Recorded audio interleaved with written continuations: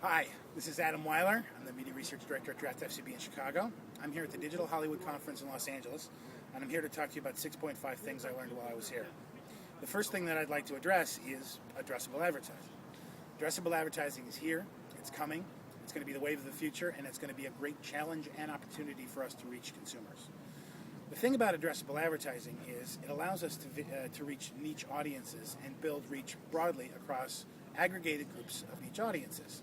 But if you think about the fact that we'll be communicating to our consumers on smartphones, on tablets, on internet-connected televisions, in print, and on television itself, it means that we're going to have to create creative and execute that creative in different nuances across all of those platforms to reach the right consumer at the right time with the right message. It's definitely going to be a strain on our resources, but it's also an opportunity to work closer with our clients and closely with our media partners to make sure that addressable media is done right. And it's going to force us to focus in on what the right message is and how to measure it successfully. Which leads me to my second point, the big data wave that's coming. In fact, I think, like addressable advertising, the big data wave is already here. It's just a matter of managing it. We get data from set-top boxes. We get data from interactive activities. We get data from mobile. There's going to be data that is going to be very important from social networks. Managing that data and figuring out what the right metric is for success across all of those data sources is going to be critical to understanding whether we are in fact successful on behalf of our clients. Speaking of social, that brings me to point number 3. Social networks are undeniably an incredibly important part of communicating and managing our customers' expectations. Social networks may or may not be done right in today's society.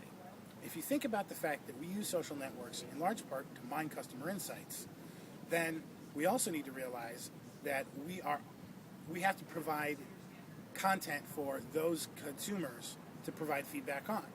It's a continuous loop. Those customers are following us or clicking like because they want to learn more information, they want to enjoy the content that we provide, so therefore we have to provide content for them to get more feedback to figure out what the insights and what the value to the consumer is for our brands and for our clients. The fourth thing that I want to talk about is the frustration that I've heard here with the silos. Silos, what I mean is when we go into a brand briefing or when we deal with a client or when we go to execute, we have the mobile guy, the social guy, the display guy, we have the television guy and the print guy, kind of all in one room. I actually heard one person on a panel today say that they actually thought the best way to get integrated communications across multiple platforms is for the existing generation of media planners to die off. Understandable when you consider the fact that everybody has their own realm, we don't always necessarily play nice together, and we aren't always together at the time that the briefing takes place.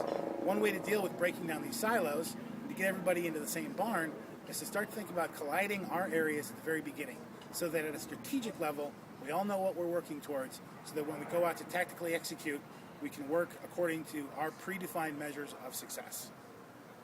The fourth thing that I want to talk about is the fact that there's really nothing new under the sun. There are a lot of people here who have new offerings, new platforms, new content to offer. But when we talk about how we advertise to clients, when we talk about traditional advertising, a standard ad unit is just that.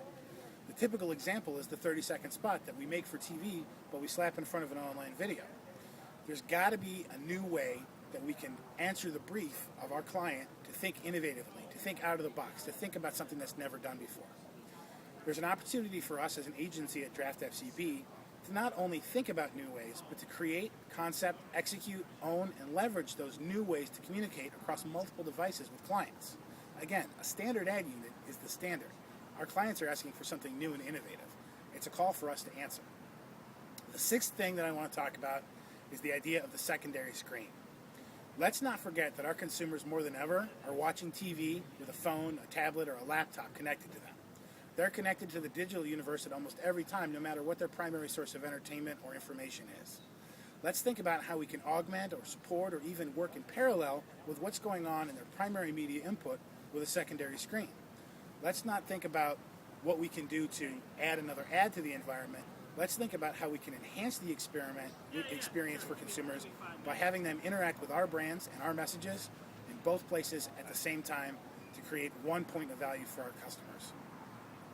And 6.5, Google+. I came here expecting to hear a little bit more about Google+ than I actually did. The reception of Google+ among the people here has been relatively meh. Facebook, Twitter, even LinkedIn are still the giants that people are talking about. Despite the huge growth, I think we're up to 45 million in about 6 months of Google+, there's really not a whole lot of interest, and not a lot of people are talking about case studies that they've done. So let's wait and see with Google+. Let's experiment, and let's see what Google can help us bring to the market. Again, all of these things ladder up. 6.5 things that ladder up to a greater opportunity for us to work closely with our clients and with our media partners and with the people that we work with in the marketplace to figure out new, innovative, and cost-effective ways to manage our customers' expectations and to communicate the right message to the right client at the right time. Again, this is Adam Weiler. I'm at Digital Hollywood Fall in Los Angeles, and this is 6.5 Things I Learned.